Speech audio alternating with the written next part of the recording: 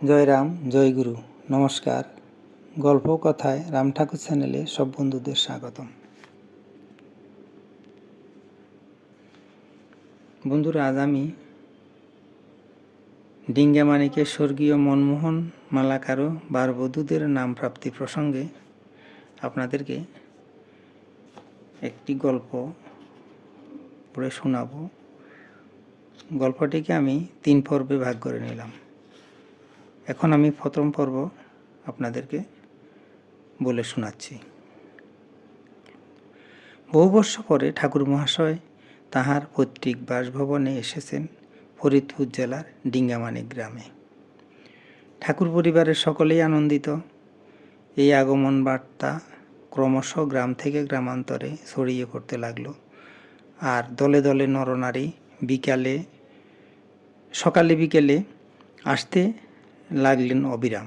পুলকিত হয়ে কয়েকজন মিলে কোনো গাছতলায় বসে হরে কৃষ্ণ হরে রাম গান করতে লাগলেন।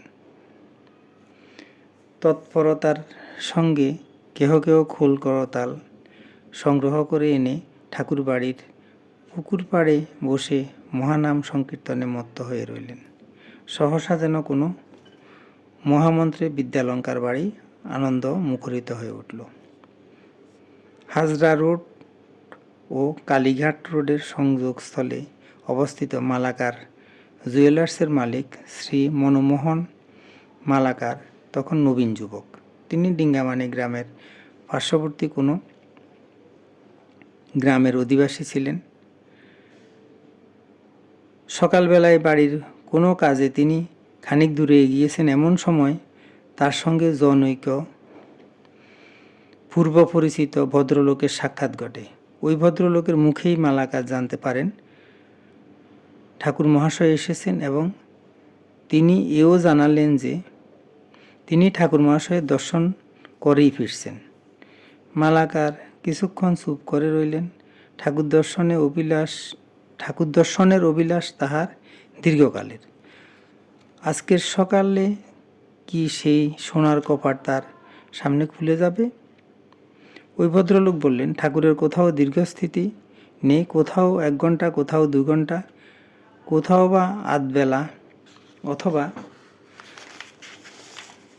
2-1 দিন মাত্র। মালাকারে যদি বিন্দুমাত্র বাসনা থাকে তাহলে তখনই যেন সে ঠাকুর বাড়ি যায়, বিলম্ব করলে বিফল হতে পারে। যে কাজের জন্য মালাকার পথে বেরিয়েছিলেন সে কাজ তেমন জরুরি নয়। ঘন্টা 2-1 বাদে গেলেও চলবে। মনমোহন বাবু ঘুরলেন এবং ডিঙ্গামানি গ্রামের পথে অগ্রসর হতে লাগলেন, এই আশায় আশ্রয় করে যে বহুদিন সঞ্চিত তার মনোবাসনা আজ হয়তো চরিতার্থ হবে। কিছু দূর অগ্রসর হয়ে তার নজরে পড়ল 10-12টি রমণী স্নান শেষে দ্বৈত বাসে চলেছেন। তাদের প্রত্যেকের হাতে ছোট রেকাবি ও বাটি, সেগুলো পূর্ণ ফলেও মিষ্টিতে। তাহাদের কথাবার্তার টুকরো যা কানে ভেসে এলো তাতে মালাকারের বুঝতে অসুবিধে হলো না যে তারাও যাচ্ছেন ঠাকুর সন্দর্শনে। মালাকার স্বেচ্ছায় খানিকটা পিছিয়ে এলেন, ভাবলেন তিনিও তাদের পেছনে যাবেন।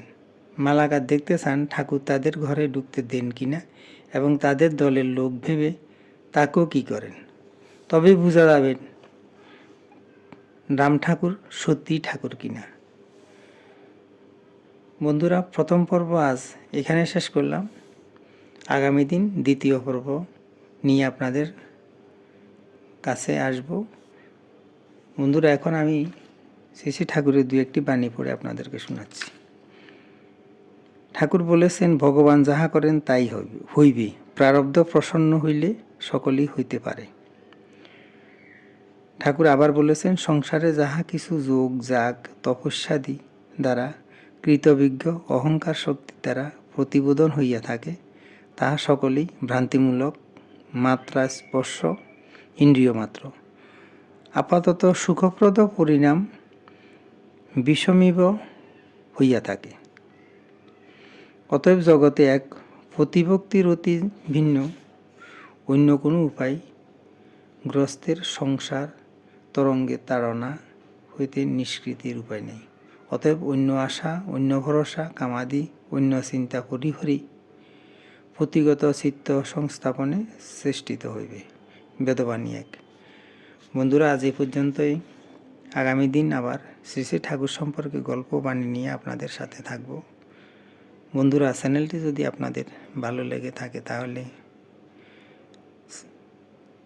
চ্যানেলটির পাশে থাকবেন, আর নতুন বন্ধু হলে প্লিজ সাবস্ক্রাইব করতে ভুলবেন না, আর বেশি বেশি করে লাইক, শেয়ার, কমেন্ট করবেন। ধন্যবাদ, ভালো থাকবেন। জয় গোবিন্দ, গুরু কৃপাই কেবলম।